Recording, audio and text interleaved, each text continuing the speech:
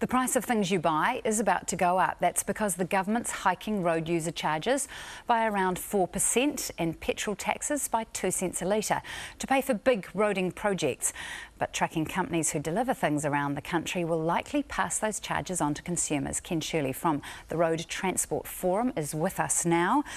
Tell us, what does the rise in road user charges mean for truckies?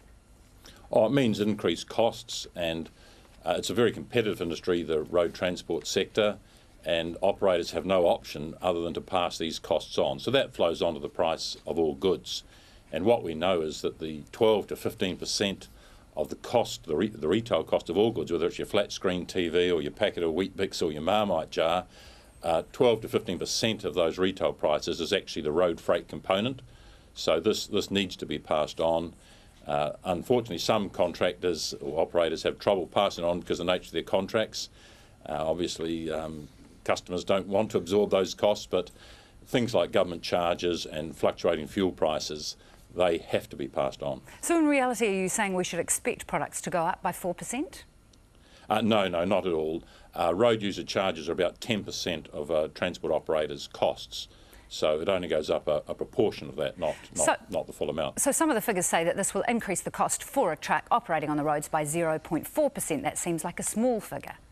Well, it is, but to give you an example, a truck coming from Auckland to Wellington and return, it's paying the government in taxes, road user taxes, $450 each way, so that's $900. The increases announced yesterday put that up by another about $34, $35. So the thick end of $1,000 tax is paid by one truck doing one trip from Auckland to Wellington return. And yet they're saying the money they collect from this tax will go into a pool, 90 to 100 million, to further improve those roads, the roads of national significance. Indeed. Are you actually paying for something that you're using? Absolutely. It is a user pay system, and we support that as an industry.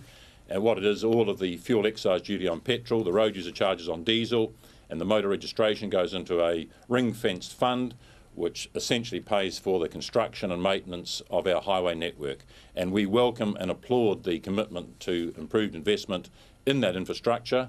It is a user pay system. But you're not happy with this increase? Because this increase also was expected, wasn't it? It was supposed to come in July last year, but wasn't because of the earthquake.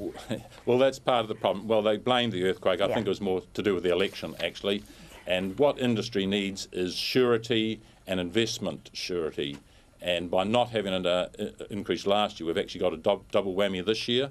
The industry would have preferred government to have had a steady increase that's inflation adjusting, so that we can make that investment. And that's really our message to government is, for goodness sake, don't play politics. We recognise there has to be increases to adjust for inflation, and don't do things like don't have an increase in election year. That doesn't help anyone. So in a sense, you're just trying to give the government a slap on the hand and say, we're pretty annoyed by this.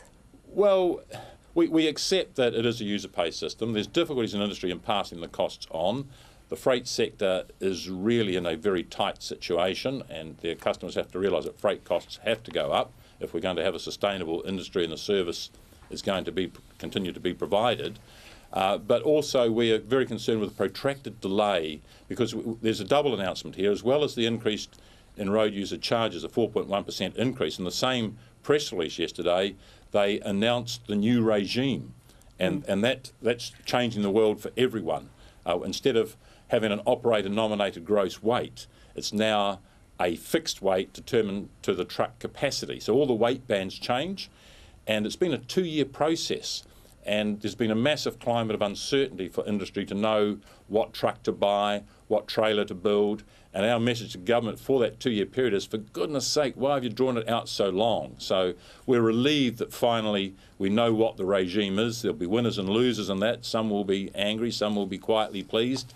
But overall, we're saying, for goodness sake, don't create this climate of uncertainty. There's nothing worse for investment than uncertainty.